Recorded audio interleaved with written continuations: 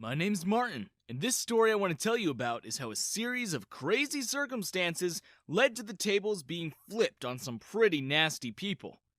Now, I've never been rich. Far from it. I spent the majority of my life either working or, more accurately, looking for work. It got to the point that I basically couldn't afford a home anymore. I had no money, no job, and no home. This might sound like the start of some tragic story, or a story of how I pulled myself up by my bootstraps, as the older generation would say. No.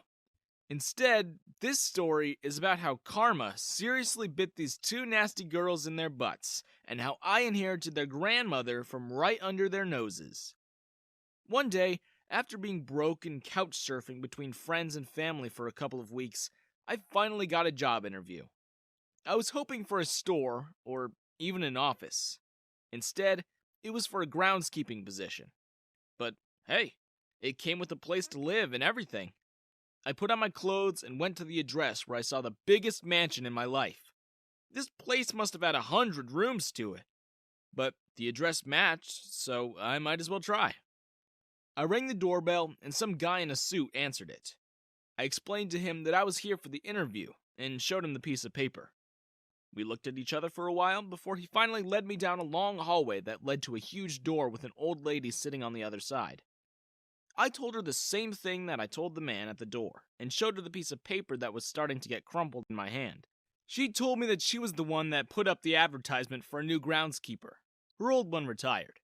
She didn't ask me too many questions before deciding that she wanted to give me a chance. I didn't even realize for a minute that she had actually given me the job until I was being led outside to a small shack that would be where I lived. Next to it was a shed with all the tools I would need to upkeep the grounds. I was actually starting to like my job. It was hard work, but the pay was good, and the old woman was extremely nice to me. She made sure that I was fed and had everything I needed. It got to the point that even when I wasn't working, I would hang out in the house with her, helping her with other things she might have needed without it feeling like it was even a job.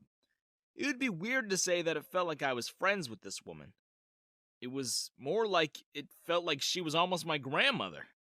Sometimes I would even forget that where I was living was work, because it just felt like home to me.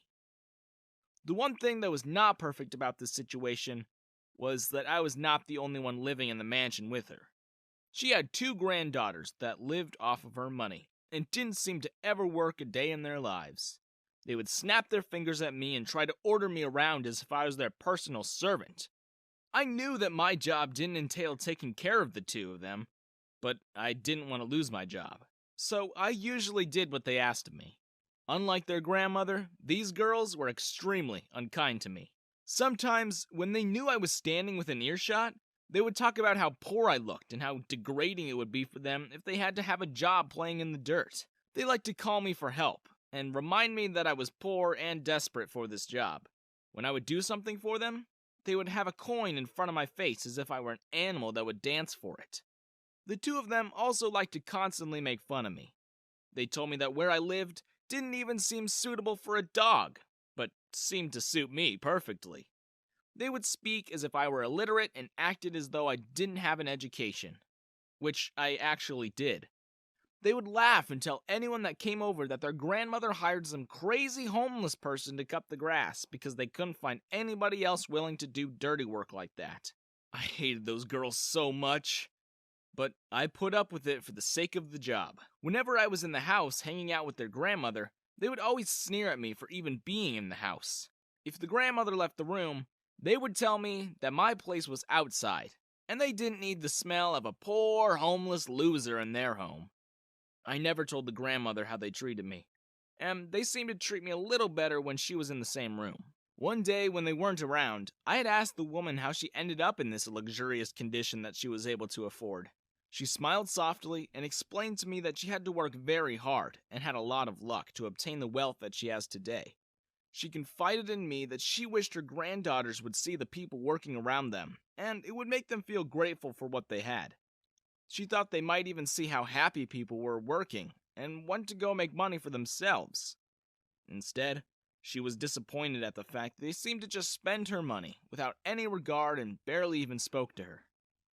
As the days went on, I could tell that the woman was not feeling very well. There was a spot in the backyard that she always wanted landscaped with fresh flowers because she would like to sit out there and watch the sunset. I noticed sometimes she would skip a day and that it was happening more and more frequently. One week, she only came out one time, and even then, it looked like she was struggling. Even though I knew it wasn't my job, I would go inside the mansion and make sure to help her with everything that she needed. I would see that her granddaughters would completely bypass her to go to their own things instead of helping her sickly grandmother. It made me so angry to watch them do this to her, just abandoning her while going out and spending all of her money that she worked hard for. A couple weeks later, the day that we all know what's going to happen came. In her sleep the night before, the woman had died peacefully, and hopefully without pain. Even though she wasn't my flesh and blood, her death had hit me hard. Even though our relationship had started out as employer and employee, I felt that I had truly bonded with her. Her death put me into a depression, as if I'd known her forever. I would go outside and start planting as many of her favorite flowers as possible. Seeing as she would never be out there to see them anymore, it felt like the right thing to do. If I was going to leave this job, I was going to make the grounds look the best they ever did. I didn't want to hang around her room while we waited for someone to come collect the body. I did notice that her granddaughters seemed to be glued to the spot. This was the longest time that I had seen the granddaughters being near her since I started my job here. From the minute the body was found until the funeral, they wept loudly. I knew I wasn't family, but I went to the funeral and sat in the back, reminiscing in my mind about the wonderful woman. One man came up to me and asked if I was Martin, and shook my hand. He told me to meet me back at the mansion after the funeral, and that we would talk.